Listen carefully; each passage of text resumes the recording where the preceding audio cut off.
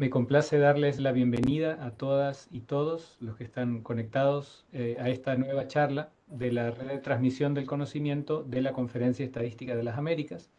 Como ustedes saben, este es un espacio en el cual tenemos presentaciones realizadas desde las distintas oficinas de estadística y otros organismos que trabajan en el ámbito estadístico para compartir a nivel regional sobre nuevas metodologías, nuevas prácticas, nuevos productos y de esa manera contribuir al aprendizaje común e ir haciendo comunidad en el tema del desarrollo estadístico.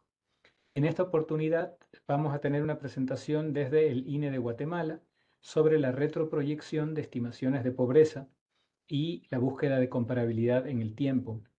Guatemala es uno de los países de la región que mide su pobreza a partir del consumo, hay otros que lo miden a partir del ingreso. Hoy nos van a presentar el proceso que realizaron para llevar a cabo la estimación de pobreza con la encuesta en COVID del año 2023 y cuál fue el proceso además para compatibilizar, hacer comparables estas estimaciones con las de los años anteriores. La exposición la realizará Pedro José Reyes González, que es economista y director de censos y encuestas del INE de Guatemala. Te doy la palabra, Pedro. Adelante, por favor. Muchas gracias, Javier, por la presentación. Bien, buenos días. Mucho gusto a cada uno de los presentes. Primero que nada, quiero agradecer el espacio a CEPAL. Como bien lo dijo Javier, ¿verdad? Estos espacios son importantes para la comunidad y viendo las mejores prácticas en cuestiones estadísticas a nivel de región. Bueno, sin más preámbulo, yo voy a pasar a presentar. Primero también agradezco la presencia de cada uno de ustedes y pues al final de mi exposición también vamos a tener un espacio de preguntas o comentarios. Entonces sus preguntas váyanos anotando y las pueden realizar al final de la exposición. Voy a proceder a compartir mi pantalla.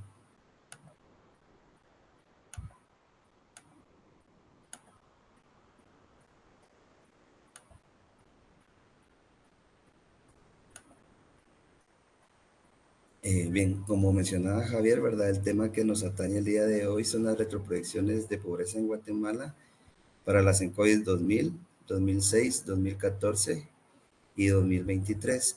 A modo de contexto, me gustaría iniciar resaltando que en las mediciones de pobreza en Guatemala hemos tenido acompañamiento directo y asistencia técnica del Banco Mundial. Esto ha sido así para las ENCOIS 2000, 2006, 2014 y 2023. Algo que cabe resaltar acá, pues, es de que este trabajo hubo mucha participación activa del Instituto Nacional de Estadística. Fuimos 6 analistas los que participamos en el proceso y pues el día de hoy yo soy el portador de esta exposición, pero es algo que realizamos en conjunto, ¿verdad? Entonces, para entrar en contexto, quisiera resaltar que pues en Guatemala se han realizado 4 ENCOIS en el año 2000, 2006, 2014 y 2023. Estas encuestas son muy similares en el sentido de que han tenido la misma representatividad, han tenido representatividad a nivel de departamento, área urbana y rural a nivel nacional y a nivel nacional.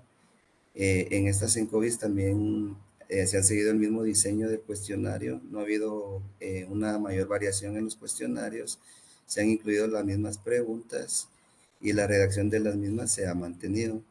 Esto pues sabemos que es importante para la comparabilidad en el tiempo. A pesar de estas similitudes en estas encuestas, en el año 2023 el Instituto Nacional de Estadística de Guatemala decidió realizar actualizaciones a la metodología. Son actualizaciones a la metodología, no es que se haya cambiado la metodología.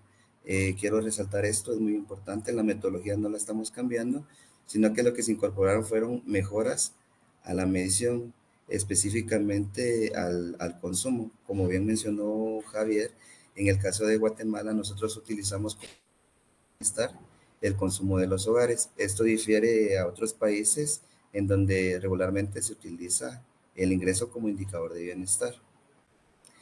¿Qué actualizaciones se realizaron en el caso de Guatemala para la medición de la pobreza en el año 2023? Las podemos encerrar en 3 grandes líneas. La primera actualización fue de que se estimaron nuevas líneas de pobreza con nuevos requisitos calóricos. Más adelante voy a detallar cada uno de estos aspectos. La actualización número 2 fue de que se pasaron nacionales a líneas de pobreza por área. Ahora tenemos líneas para el área urbana y para el área rural. Y finalmente se incorporaron las recomendaciones del Banco Mundial. Es un documento de estos autores y pues en él se realizan recomendaciones para la construcción de un agregado de consumo como indicador de bienestar para la medición de pobreza. Especificando un poco más, en el punto 1 yo mencionaba de que estimamos nuevas líneas de pobreza con nuevos requerimientos calóricos. Para ejemplificar, en el año 2000 teníamos un único requerimiento calórico que era de 2.172 kilocalorías al día. En el caso del 2006 y 2014 no tenemos un requerimiento calórico porque lo que se realizó fue deflactar las líneas, es decir, al valor del quetzal del 2006 y del 2014. Es por eso de que no figura en la presentación el requerimiento calórico para el 2006 y 2014. En el año 2023, como les mencionaba, tenemos ahora dos requerimientos calóricos para cada área, digamos, ya no solo uno como antes a nivel nacional, ahora tenemos un requerimiento calórico para el área urbana que es de 2.052 kilocalorías y para el área rural de 2.172 kilocalorías al día. Esto nos lleva al punto 2, ¿verdad? Derivado de que ahora tenemos requerimientos energéticos diferenciados por área, entonces se construyeron también líneas de pobreza diferenciadas por área. Como pueden observar acá, estas líneas son de pobreza al mes por persona para los años 2000, 2006, 2014 y 2023. Tanto en el 2000, 2006 y 2014 pueden observar que teníamos una línea extrema y una línea de pobreza general. En el año 2023 se estimaron dos líneas de pobreza extrema y dos líneas de pobreza general. Esto derivado de la diferencia que se hizo en el requerimiento mínimo energético o calórico. Y la última actualización fue que se incorporaron mejoras a la medición en el consumo de los hogares. Específicamente se realizaron 4 actualizaciones. Acá tengo una imagen del documento que se utilizó de recomendaciones. Este documento es del año 2022, es relativamente reciente. ¿Qué actualizaciones se realizaron en el consumo de los hogares? Como primer punto, se incluyeron las donaciones recibidas en especie. Como segunda actualización, se usó una nueva fórmula para estimar el valor de uso de los bienes durables. Se cambió el método en el año 2023. En la tercera actualización, se incluyeron los alimentos consumidos en el hogar y excluidos anteriormente. Y finalmente, se excluyeron los productos elaborados en el hogar a partir de insumos de alimentos, como ejemplo, tortillas de maíz, tamales, paches, entre otros. Acá tengo una anotación enfatizando siempre, ¿verdad?, de que son mejoras en la medición, es una actualización metodológica, no un cambio en la metodología como tal. Ahorita en las siguientes diapositivas voy a explicar cada uno de estas actualizaciones que se realizaron en la conformación del agregado de consumo. En cuanto a la inclusión de las donaciones, en el año 2023 se incluyeron las donaciones de ropa y calzado, también de medicinas y otro tipo de bienes. Y se excluyeron las donaciones de alimentos para el consumo del hogar y las donaciones de materiales de construcción para la vivienda. ¿Cuál es la razón de haber hecho esto en el año 2023? Una recomendación, ¿verdad?, de la que se hace hincapié en el documento citado, es de que debemos de tener cuidado y evitar el doble conteo de lo que agregamos al consumo de los hogares. En el caso de las donaciones de alimentos para el consumo del hogar, teníamos una sección de donaciones en el cuestionario, pero también en el capítulo 13, donde tenemos todo el detalle de los productos, se preguntaba si ese consumo, ese producto comprado, producción propia, o bien había sido una donación, un regalo, entonces ya estaban incorporadas en el capítulo 13, por lo que incluirlas sería un doble conteo. De igual manera, con lo que fue las donaciones de materiales de construcción para la vivienda, también en la ENCODI, ¿verdad?, y en el consumo en los hogares, se agrega el gasto de alquiler, y para aquellas personas que tienen una casa propia, la estimación de la estimación de alquiler de la vivienda. Entonces, tanto en el reporte del gasto de alquiler como en lo estimado, ya está incluido, ¿verdad? O forma parte de este estimado que ellos le hacen a la vivienda, todas aquellas mejoras que fueron incorporadas a la vivienda. Esa es la razón de por qué se excluyeron en el año 2023. Mencionaba de que la segunda actualización fue de que se usó un nuevo método, una nueva fórmula para el valor de uso de los bienes durables. A modo de contexto, se define como bienes durables aquellos bienes de que no se consumen de manera inmediata, es decir, su consumo se prolonga a través del uso repetitivo y a lo largo del tiempo. A eso nos referimos con el valor de uso de los bienes durables. Al hablar de valor de uso, capturamos únicamente el consumo en el periodo de referencia de la encuesta. En COVID anteriores se utilizaba esta fórmula que se lee de la siguiente manera: valor de uso era igual al valor actual de cada bien durable dividido los años de vida que le quedan, y los años de vida de queda se estimaban de esta manera: 2 por la edad promedio de cada bien durable menos la edad de cada bien durable. Y en la COVID 2023, este es uno de los cambios importantes, ¿verdad? Porque ya no utilizamos esta fórmula, sino que se procedió a utilizar esta fórmula que vemos acá. Se conoce como el método de costos de usuario, y se utilizó el modelo de nivel de vida económico, que es esta otra parte de la ecuación que vemos acá. Acá está cada una la descripción o lo que significa cada simbología. Por ejemplo, para estimar este valor de uso de los bienes durables con esta metodología, fue necesario pues calcular la tasa de interés real. También se utilizó la inflación de cada bien durable, la tasa de depreciación anual de cada bien durable. Acá algo a resaltar es de que, como es la inflación de cada bien durable, en la información que maneja el Instituto Nacional de Estadística sobre el índice de precios al consumidor, sí lo tenemos desagregado así por bienes, digamos, pero habían bienes que estaban o bienes durables que se incluían en el cuestionario que no teníamos en el IPC. Entonces, para agregar la tasa de inflación de estos bienes, se utilizó un bien proxy, es decir, un bien con las características similares en cuanto a demanda, oferta y también a precio. Esta es la segunda actualización. La tercera actualización en el consumo de los hogares, se excluyó los alimentos consumidos en el hogar y excluidos anteriormente. En el ENCOVID 2023, en la medición de pobreza, en el consumo de los hogares se agregaron todos estos productos que vemos enlistados acá. En el caso del año 2014 y 2006, no se incluyeron en el consumo, a pesar de estar en el listado de productos de la encuesta, porque en el año 2000 estos productos no formaban parte de la lista de productos.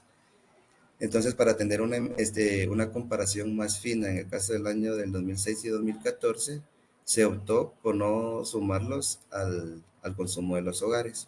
Ahora, ¿cuál es la razón de que en el año 2023 se hayan incorporado estos productos en el consumo?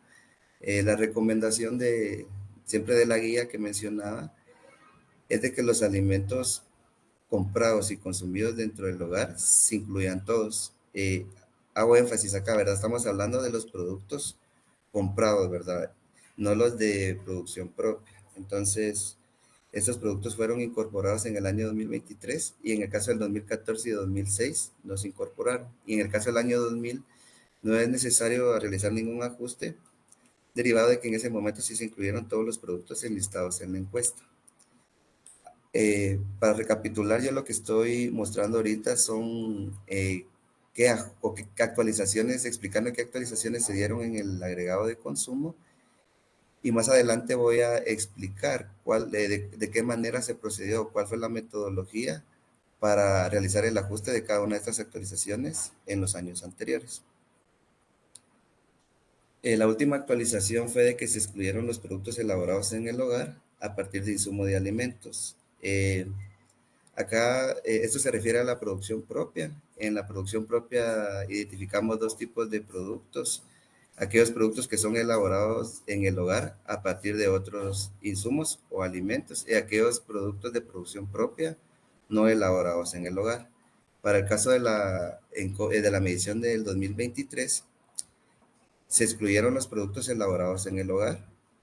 ¿Esto por qué? De igual manera, ¿verdad? Siempre evitando el doble conteo en la conformación del consumo de los hogares. Como ejemplo, por ejemplo, si alguien reporta de producción pastel, esto no se puede obtener de manera directa, digamos, de la naturaleza o del trabajo, sino que requiere procesos adicionales, ¿verdad? Entonces, para, por ejemplo, el pastel, la persona o el hogar tuvo que haber comprado leche, huevos y otro tipo de insumos que seguramente pudo haber reportado también en los alimentos comprados o también en los otros productos de producción propia del hogar. Esa es la razón por la que se excluyeron del año 2023. Quiero enfatizar de que estos productos se refieren a producción propia, ¿verdad? Todos los productos que son comprados, como mencioné anteriormente, fueron incluidos en el consumo de los hogares. Esto aplica únicamente para los productos de producción propia. Bueno, a raíz de todas estas actualizaciones que mencioné, tanto de las líneas, ¿verdad?, como los requerimientos calóricos y la conformación del consumo de los hogares, definitivamente trae consecuencias, ¿verdad?, ciertas implicaciones. Y entre ellos podemos mencionar la más importante, considero, que es de que afecta la comparabilidad de estimaciones de pobreza a lo largo del tiempo. Hacer una comparación directa del resultado del 2023 con los valores que ya tenemos estimados de las encuestas anteriores no sería del todo correcto, ¿verdad? Porque no sería una comparación justa ni precisa. Entonces, para tener una comparabilidad y poder eh, analizar de mejor manera las tendencias de los niveles de pobreza, es necesario aplicar una metodología que permita la comparación de estas estimaciones a lo largo del tiempo que contemplen las actualizaciones realizadas en el año 2023. Para el caso de Guatemala, para cumplir con esta necesidad de comparabilidad a través del utilizamos lo que se llaman las retroproyecciones.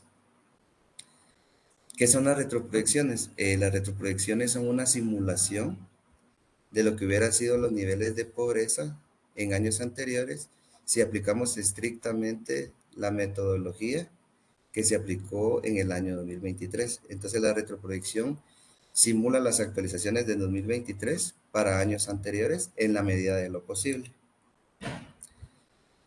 ¿Cómo funciona? ¿Cuál es la metodología de estas retroproyecciones? En primer lugar, debemos de ajustar el agregado de los hogares, el agregado de consumo de los hogares. Para esto se hicieron ajustes directos y ajustes proxy. Adelante voy a mencionar a qué me refiero con cada uno de estos ajustes. El segundo paso, luego de ajustar el agregado de consumo de años, es deflactar el agregado de consumo de cada hogar, de cada una de las encuestas de años anteriores, a quetzales de octubre de 2023. ¿Por qué es necesario realizar este paso? La idea de la retroproyección es pasar las mismas líneas de 2023 a los años anteriores, pero sabemos de que en el año 2006 y 2014, el consumo reportado por parte de los hogares corresponden al valor de quetzal de ese año. Entonces, si voy a utilizar líneas de pobreza del 2023, entonces es la razón por la que se deben de actualizar estos consumos de años anteriores al valor del quetzal del año 2023. ¿Y por qué octubre? Porque ese que se utilizó en la medición de pobreza del año 2023. Finalmente, luego de tener ajustados y deflactados los consumos, ya se contrastan con las líneas de pobreza estimadas en el año 2023, que como sabemos ahora son 4 líneas, 2 de pobreza extrema y 2 de pobreza general para cada área en el país. El proceso de las retroproyecciones, en el caso del paso 2 y el paso 3, yo diría que es relativamente sencillo, ¿verdad? No hay mayor complicación para realizar este proceso. La dificultad o los desafíos se dan más que todo en el primer paso, que es el ajustar el agregado de consumo. Esto va a depender, la facilidad de hacer este ajuste va a depender de las condiciones de los años anteriores para poder aplicar de manera directa la actualización, y si no, pues debemos de realizar un ajuste proxy. Entonces, esta es la parte más complicada, digamos, de este proceso de retroproyecciones. ¿Qué ajustes se realizaron entonces? Como primer paso de la retroproyección, tenemos ajustes directos y dos ajustes indirectos. Los ajustes directos son aquellos en donde yo puedo replicar lo que hice en el año 2023 en los años anteriores sin mayor dificultad. Es decir, la estructura del cuestionario me lo permite, tengo las preguntas, tengo la información, tengo las bases de datos, porque puede ser de que esté en el cuestionario, digamos que se recopiló la información, pero que no estén digitalizadas las bases de datos, también puede pasar. Entonces, cuando no tenemos toda la información, es necesario realizar ajustes indirectos. Acá me voy a referir a los ajustes directos, que fueron aquellos donde no tuvimos mayor complicación derivada de que se pudo hacer de manera directa en las bases de datos de los años anteriores. Hablábamos de que la primera actualización fue una inclusión de donaciones recibidas. Entonces lo que se hizo en los años anteriores fue bueno, primero calcular el valor de las donaciones de ropa y calzado, medicinas y otros bienes que fueron las que se incluyeron en el año 2023, identificarlas en los años anteriores, es decir, para las otras encuestas, y únicamente sumar este valor de estas donaciones al consumo de los hogares. Es de manera directa relativamente sencillo. El segundo ajuste directo fue inclusión de los alimentos consumidos en el hogar y excluidos anteriormente. Él les mencionaba de que estos productos en el año 2023 fueron incluidos y en el caso del 2006 y 2014 no se habían incluido por tener una comparación más precisa con la encuesta del 2002, en donde estos productos no figuraban en la lista de productos. Entonces, de igual manera, acá solo se fue a los años anteriores y se adicionaron al consumo de los hogares el consumo de estos alimentos enlistados acá. Y también se hicieron dos ajustes proxy. Acá es donde la cuestión ya se pone más difícil, como lo mencionaba, porque no tenemos toda la información necesaria para poder replicar lo que se hizo en el año 2023. Para el caso de la fórmula de los bienes, ese cambio en la estimación del valor de uso de los bienes durables derivaba que en del año 2000 y del año 2006 y 2014 y del 2000 no teníamos la información, no fue posible realizar el ajuste de manera directa, entonces se procedió a hacer un ajuste proxy. ¿Cómo se realizó este ajuste proxy? Con los datos del año 2023 se estimó el valor de uso de cada bien durable, tanto con la fórmula anterior con la fórmula nueva. Una vez teniendo estos dos valores de uso, se realizó una razón del valor de uso de la fórmula nueva con y de denominador la fórmula original o anterior. Esta razón fue para cada bien durable y por quintil. Sabemos que no es lo mismo tener una sola distribución y asignar estas razones a hacerlo para cada bien, que en promedio eran 50 bienes durables los que figuran en las encuestas. Una vez teniendo las razones, ¿verdad? Para cada bien durable y por quintil, lo hacemos por quintil esto para tener un mayor ajuste, ¿verdad? Teniendo estas razones, posteriormente pasamos a empalmar el valor de uso de los bienes durables de las encuestas anteriores. ¿Cómo se hace este empalme? Tenemos acá una fórmula. BUA es el valor de uso ajustado de los bienes durables. Esto es igual al valor de uso del método anterior por R. En R lo que tenemos es el promedio de las razones que se estimaron en el punto 1. Entonces, eso también fue para cada bien durable y por quintil con el objetivo de obtener un mayor ajuste. Entonces, al aplicar esta fórmula, ya teniendo las variables que voy a utilizar, da como resultado el valor de uso de los bienes durables ajustado para cada uno de los años. Y finalmente, el último ajuste derivado de las actualizaciones fue de la exclusión de productos elaborados en el hogar a partir de insumos de alimentos. Para el año 2006 y 2014 no se realizó un ajuste directo. Ya mencionaba, ¿verdad? Tuvimos toda la información para poder replicar lo que se hizo en el año 2023. Sin embargo, para el año 2000, a pesar de que teníamos preguntas relacionadas a este tema. En esta encuesta no se había incorporado la pregunta de respecto a la producción propia de sobre cuánto estimarían que les hubiera costado comprarlo en el mercado. Esto no se preguntó y esto fue lo que dificultó realizar para realizar un ajuste directo. Entonces, ¿cómo se procedió en el año 2000? Usando los datos de la encuesta del año 2006, se utilizó la del año 2006 porque era la más cercana al año 2000, ¿verdad? Siempre tratando de que no estuviera muy desfasado en el tiempo, es por eso que se utilizó la del año 2006. Y lo que se hizo como primer paso fue calcular el porcentaje que representaban los productos elaborados o procesados respecto al consumo total de alimentos. Esto utilizando los datos del año 2000, del año 2006. Posterior a ello se calculó se estimó un modelo de regresión lineal múltiple. Esto siempre con los datos del 2006, utilizando como variable dependiente el porcentaje calculado en el paso 1, variables independientes, el número de bienes elaborados y número de bienes de producción propia no elaborados. Esto siempre con el año 2006. Como tercer paso, utilizando los datos del año 2000, se calculó para cada hogar el número de bienes elaborados y número de bienes de producción propia no elaborados. Recordando, en el año 2000 lo que no teníamos era la cuantificación del valor de esta producción, pero sí teníamos cuántos se habían producido, que permitió calcular del 2000 el número de elaborados y los no elaborados de producción propia. Y finalmente, con el porcentaje y el valor de todos los alimentos no comprados en el hogar disponibles en el 2000, se estimó el valor correspondiente a alimentos elaborados en el hogar para poder ajustar el agregado de consumo del año 2000. Es decir, la regresión se utilizó para poder proyectar el total de alimentos no comprados y elaborados en el hogar.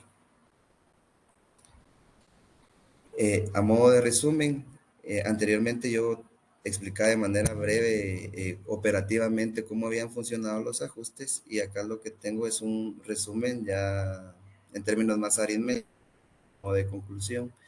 Entonces, a los agregados de consumo originales se les sumó el valor de las donaciones en especie recibidas, fueron las de donaciones no gubernamentales. Se les restó el valor original de uso de los bienes durables y se le sumó la estimación con la nueva fórmula. Se sumó el valor de los bienes consumidos en el hogar y excluidos en el 2006 y 2014, y se le restó el valor de los bienes elaborados en el hogar y reportados como producidos. En general, a modo de resumen, estos fueron los ajustes que se realizaron a cada uno de los consumos de las otras encuestas, y como mencioné anteriormente, luego de eso se deflactaron estos consumos de cada hogar a valores del Quetzal del año 2023, esto con la idea de contrastarlo con las líneas de pobreza del año 2023. Bueno, aplicar todo este proceso, al final tenemos como resultado esta gráfica o los niveles de pobreza en el país, los cuales ya podemos comparar de manera más precisa o confiable. Vemos que la línea celeste que está por arriba son los estimados originales, es decir, son los niveles de pobreza con cada una de las encuestas. Y tenemos el estimado, que es la línea gris de abajo, en donde podemos ver los niveles de pobreza que son comparables. Es decir, el estimado es el que nos permite comparar los niveles de pobreza en el país. Acá quisiera resaltar, pues, definitivamente los valores cambian, ¿verdad? Pero este impacto del ajuste no es, o la brecha, digamos, no es pronunciada, el impacto es leve. Y también vemos de que a nivel de tendencia es totalmente comparable, tanto la original como el estimado. Acá donde se ve que hay una mayor brecha es en el año del 2000 al 2006. Probablemente podría ser que esté causando ruido la forma en que se estimó para el año 2000, ¿verdad? Que hubo unos ajustes ahí que no fueron directos sino proxies, y de pronto esto esté haciendo un mayor ruido en la brecha de las dos curvas. Refiriéndome al 2023 en comparación con el año 2014, vemos de que en la pobreza de Guatemala existe una tendencia a la baja, pasando de 59.2 en el 2014 al 56% en el año 2023, es decir, hubo una reducción de 3.2 puntos porcentuales. Esto utilizando las líneas de pobreza urbana del 2023 y la línea de pobreza rural, que son de 1.326 y 1.050 el quetzal de octubre del año 2023. Y finalmente tenemos la comparación de los estimados de pobreza extrema para la serie en estudio. En cuanto al estimado, que siempre es la línea gris de abajo, vemos de que la pobreza en general, de pobreza extrema, se ha comportado relativamente estable, y del 2014 se observa o se aprecia un aumento, yo diría, no significativo de la pobreza extrema. Prácticamente se ha mantenido estable a lo largo del tiempo. Acá hay un pequeño error, no me di cuenta. Estas son las líneas de pobreza general, no son las líneas de pobreza extrema. Se me pasó por alto, perdón. Hasta acá mi intervención. Dejo el espacio para preguntas o comentarios. Perfecto, muchas gracias Pedro por la presentación, ha sido bastante completa y que relata una experiencia que es relevante para la mayoría de nuestros países, ¿verdad? Y es cuando nos enfrentamos a mediciones de pobreza, tenemos el desafío por un lado de cómo podemos hacer la mejor medición posible del indicador de bienestar, que en este caso es el consumo y en el que hay que tomar en consideración distintos aspectos. En otros casos es el ingreso, pero los desafíos están igualmente presentes, ¿verdad? ¿Cómo hacemos para que esa medición sea lo más completa posible y consistente en el tiempo? Y bueno, y también está el aspecto de la comparabilidad de la línea. Y lo que tú nos has relatado ahora, entonces, un poco en resumen, nos muestra que para lograr esa consistencia en el tiempo, lo que ustedes hicieron fue, por un lado, tratar de construir el indicador de bienestar de la manera más similar posible, ¿verdad? Teniendo en consideración las inclusiones y exclusiones similares en ambos casos y de la igual manera la estimación del valor de los bienes durables. Y por otro lado, anular las diferencias en la variación de precios, llevando por el IPC el consumo de los distintos años al valor de la línea 2023. Con esto tenemos un tiempo para comentarios y consultas, así que colegas presentes, si tienen comentarios pueden tal vez levantar su mano o escribirlos en el chat, como ustedes prefieran. Tenemos ya una pregunta que realiza David Cornejo y que dice, con respecto a los bienes durables, ¿qué recomiendan hacer si no tenemos el valor del bien en el año cero, ni tampoco los años en el que la persona lo ha tenido, los años de tenencia de ese bien? Por ahora no hay más preguntas. Tal vez yo agrego una más, Pedro.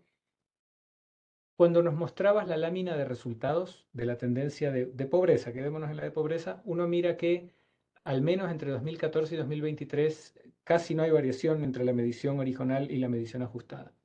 Y mi consulta ahí es si esto tiene que ver con que los cambios que se hizo en la estimación del consumo, por un lado, y en la metodología para construir la línea, son tan pequeños que no alcanzan a incidir mayormente, o por el contrario, son efectos más grandes, pero tienen direcciones opuestas y se contrarrestan. No sé si tuvieron la oportunidad de analizar eso, digamos que al cambiar la forma de construir el consumo, esto aumentaba la pobreza, pero después al actualizar la línea esto la disminuía. Eh, no sé si nos puedes contar algo. Y tal vez agrego una tercera pregunta antes de pasarte la palabra que llegó por el chat, y es cómo se hizo la socialización de los datos y cómo fue tomado por los medios de comunicación estas nuevas cifras que fueron divulgadas. Lo dejo ahí y después podemos tener otra ronda de preguntas. Bien, respecto a la primera pregunta de los bienes durables, si no tuviéramos esas dos variables que mencionaban, el cálculo sí se vuelve, yo diría que imposible, ¿verdad? Porque como es una ecuación, ¿verdad? Y la ecuación sí son importantes estos dos aspectos, tanto la edad del bien como del valor actual, para poder aplicar la fórmula. Si no tenemos estos valores en alguna de las encuestas, mi recomendación sería siempre estimarlos, ¿verdad? Cuando tenemos de dónde partir. Ahora sí, ¿cuál es decir? Cuando tenemos información en otras encuestas y en otras no, podemos optar por proyectarlo, por estimarlo, ¿verdad? O proyectarlo, tal como se hizo eh, en esta ocasión, porque digamos, a pesar que nosotros teníamos en el cuestionario la información que aparentemente permitía aplicar la metodología del 2023, no fue posible porque no teníamos las bases de datos. Me imagino que no fue incorporados en el consumo y es por eso que no teníamos las bases de datos y esa fue la razón por la que tocó proceder de diferente manera. Entonces mi recomendación sería proyectarlo cuando tenemos información. Si no tenemos información, sí se complica el cálculo porque no tenemos de dónde partir.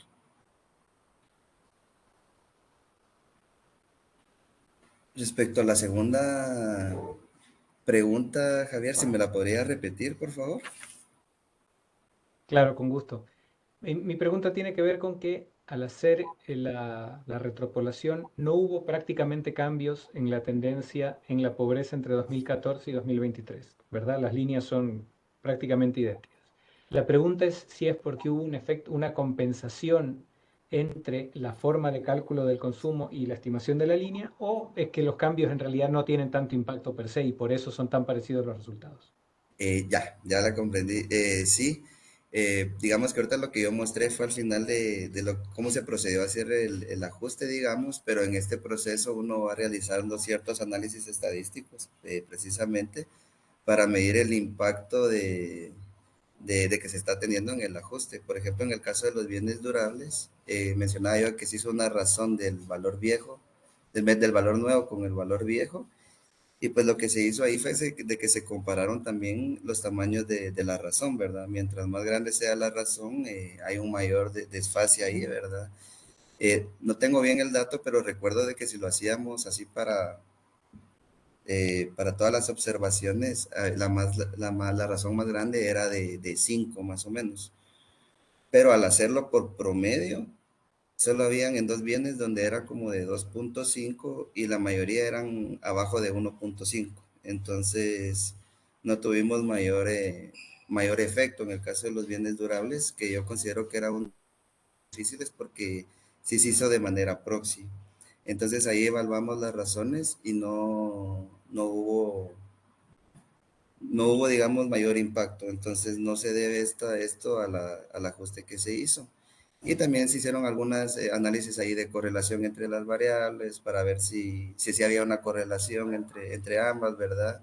Y unos modelos de regresión ahí solo para ir analizando un poco más la dependencia, la relación, ver un poco las probabilidades. O sea, sí hubo un análisis estadístico más a fondo como para ir viendo el impacto de los ajustes. Yo diría que los ajustes son mínimos.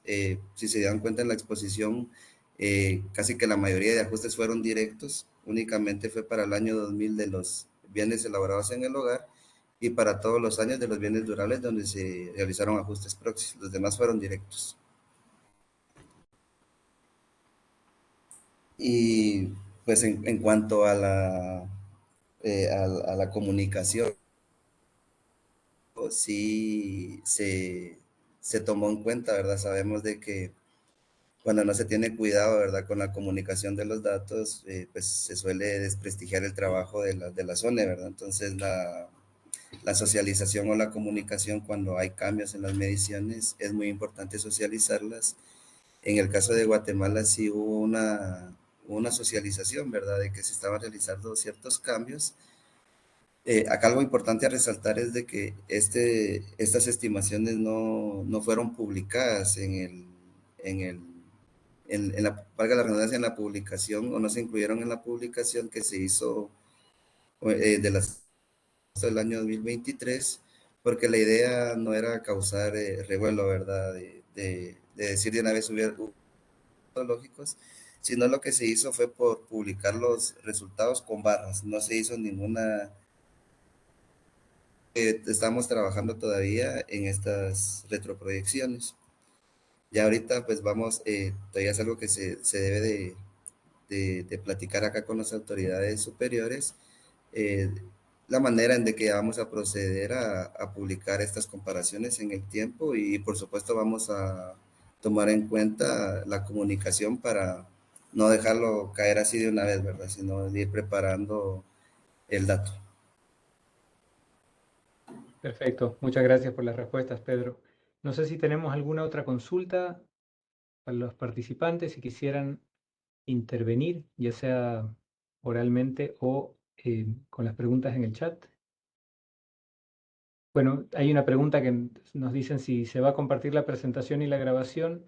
Así es, en general subimos la información a la página web de la RTC. Ahí va a estar el video de esta charla, al igual así como están de todas las charlas anteriores, y también compartimos en general el archivo con la presentación para futuras consultas.